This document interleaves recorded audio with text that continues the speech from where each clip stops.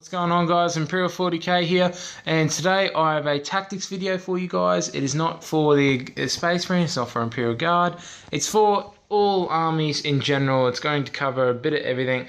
It's going to be a pre-game and mid-game strategies to Warhammer 40k. So before I get into the video, I'd just like to thank everyone for the comments and the feedback on the previous video, the train video on the trenches. It's very positive feedback. I think I will definitely have to make another train video now. I'll probably, sorry about that. I'll probably be making a ruins video. I'm not too big on the buildings, but I like my ruins, so I need a couple more of those. Might go into making another video of that sometime in the future. Thank you very much for your feedback and comments. It was very helpful, and I'm happy that you enjoyed the video.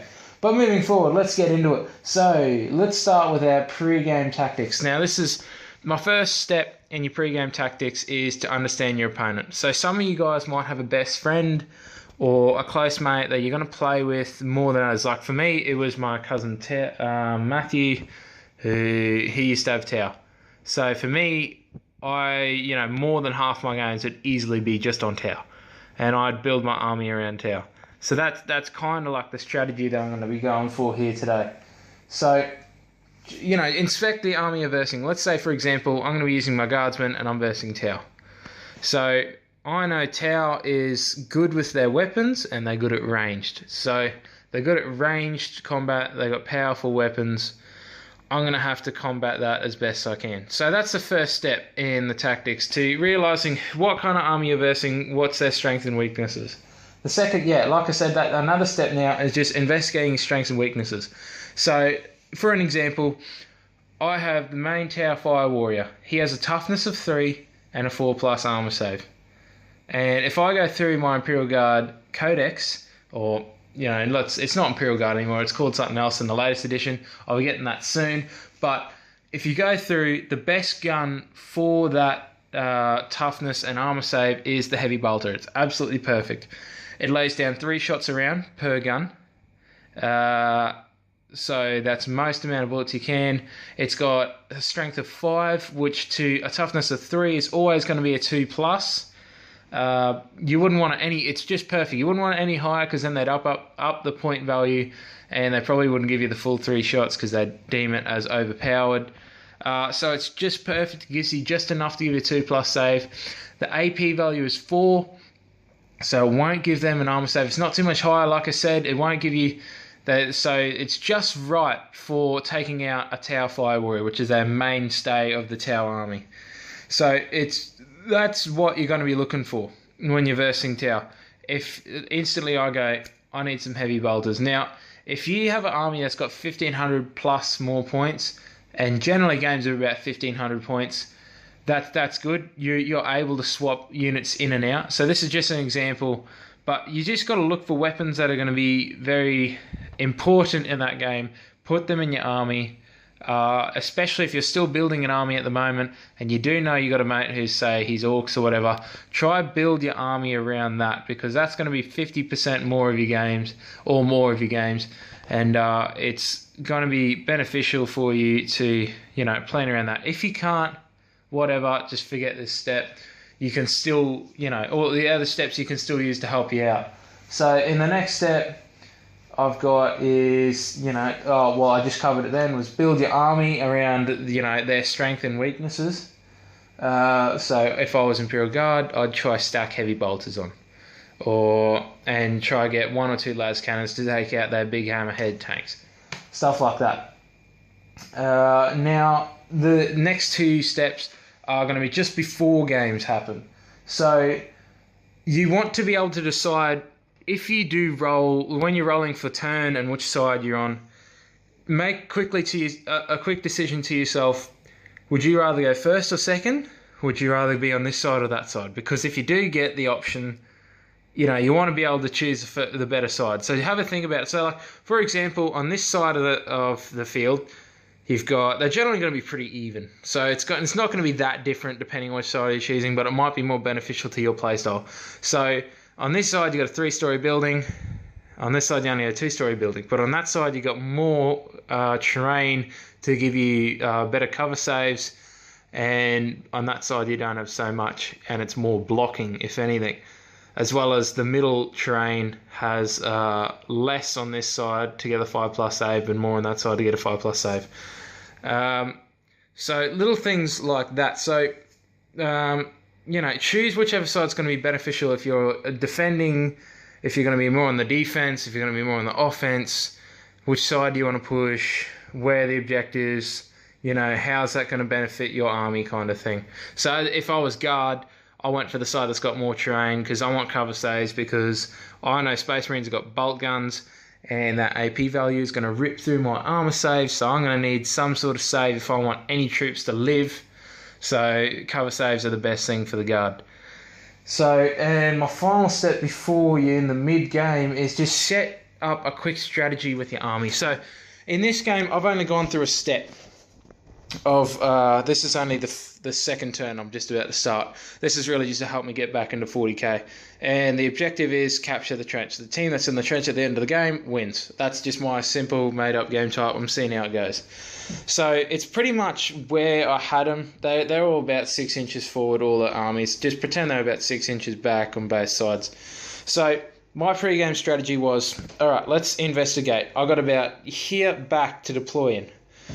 I've got to build a nice ruins here, 4+ save. That's my best cover save. That's the best I'm going to get. So I stuck a squad in there with the command squad, as well as I need cover for my mortars so they can not get shot up and they can just annoy the enemy the entire game.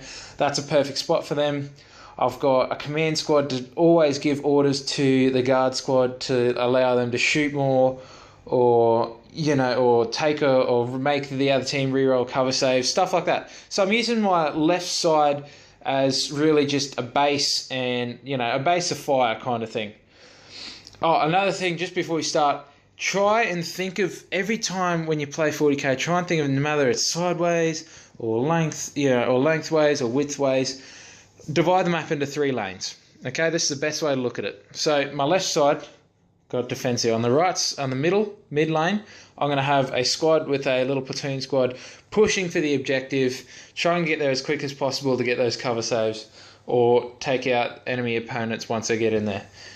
And on my right side, I just got a general little support flank, trying to keep the middle guardsmen, which are going for the objectives, flank covered, get in the building, and then when they need, they can always jump out of the building and jump in the trench if they need those, in the last few turns if that squad does get wiped out.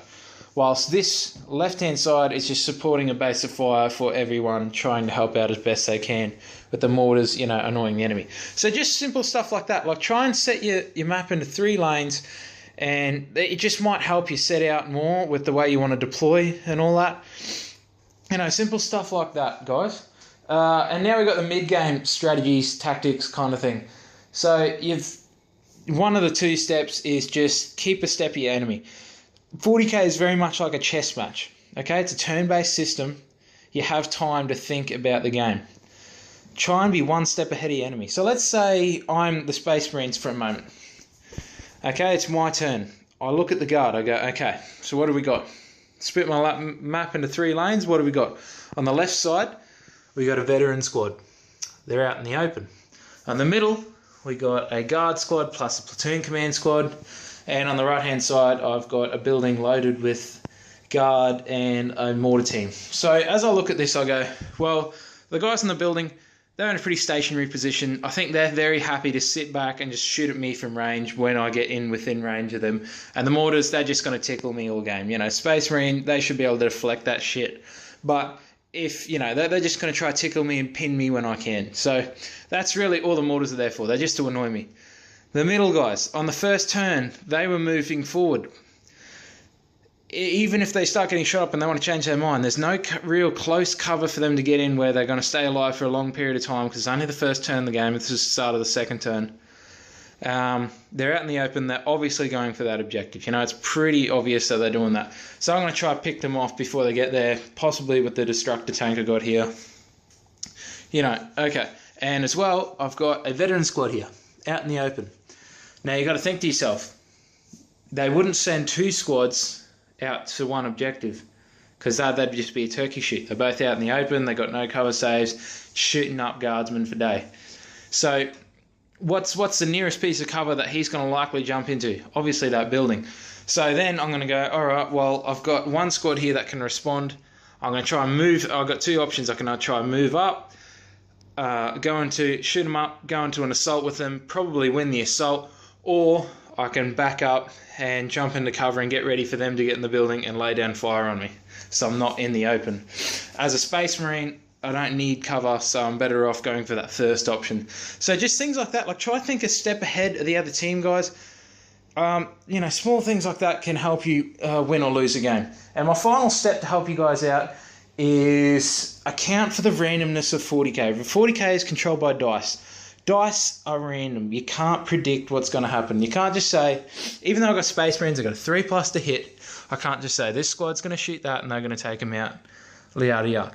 It might not happen. You've got to account for things like this. Like, even though this tank has 8 rounds it can put down range, it can wipe out 8 guardsmen easy. It still has to go through many rolls to get to that, and it's unlikely you're going to hit all your shots. You might have a bad roll. You might not have it work out. So, for example, this Sentinel, the previous turn, was alive.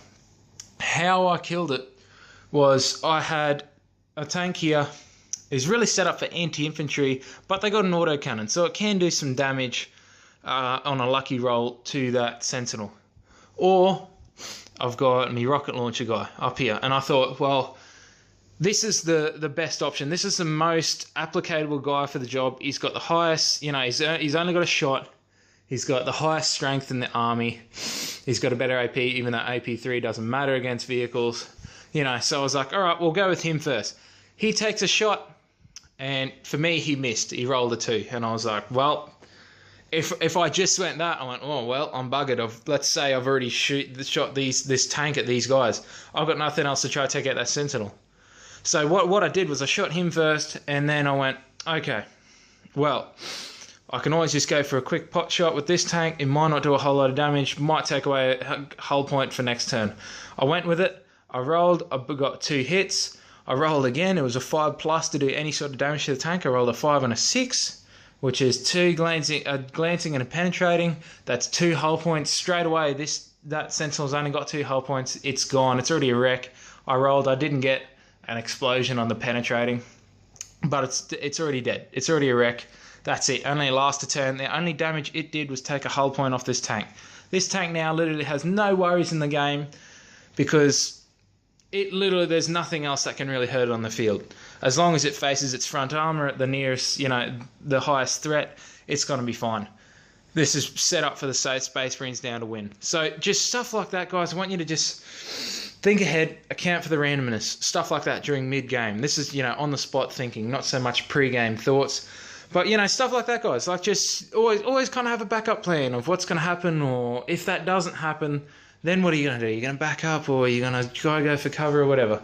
So that's pretty much it, guys. It was just a general tactics on how I play my game and how it could help yours. Like I said, this is a beginner's kind of tactics. It's not really for advanced players. You guys, a lot of you guys probably know this. This is for the beginners. Like, comment, subscribe, guys. Comment for any feedback. I'd love to hear if you've got better strategies, or, well, not really better strategies. Like I said, this is just my thoughts. You don't have to say this is wrong, that's wrong, whatever. It's just, you know, strategies. You can comment your strategies in there to help other people when they read through comments. Just feedback on how you think the video went. And that's pretty much it, guys. Like, comment, subscribe. Should have another video up for you next Saturday/Sunday. And this is Imperial 40k signing out.